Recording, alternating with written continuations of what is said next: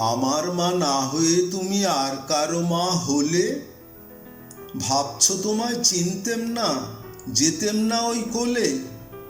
মজা আরো হতো ভারী, দুই জায়গায় থাকতো বাড়ি।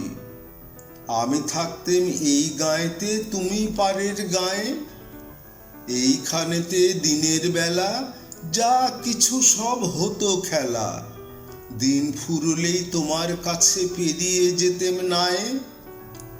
হঠাৎ এসে পিছন দিকে আমি বলতেম, বল দেখি কে? তুমি ভাবতে চেনার মতো, চিনি নে তো তবু। তখন কোলে ঝাঁপিয়ে পড়ে আমি বলতেম গলা ধরে, আমায় তোমার চিনতে হবে, আমি তোমার অবু। ওই পারেতে যখন তুমি আনতে যেতে জল, এই পারেতে তখন ঘাটে বল দেখি কে বল।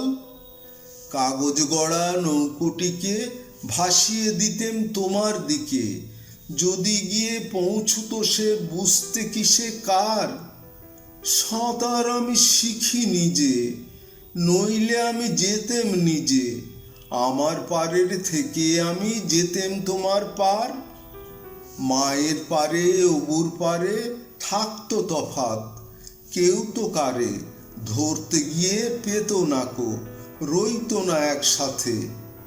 দিনের বেলায় ঘুরে ঘুরে দেখা দেখি দূরে দূরে, সন্ধেবেলায় মিলে যেত অবুতে আর মাতে। কিন্তু হঠাৎ কোনো দিনে যদি বিপিন মাঝি পার করতে তোমার পারে নাই হতো মা রাজি।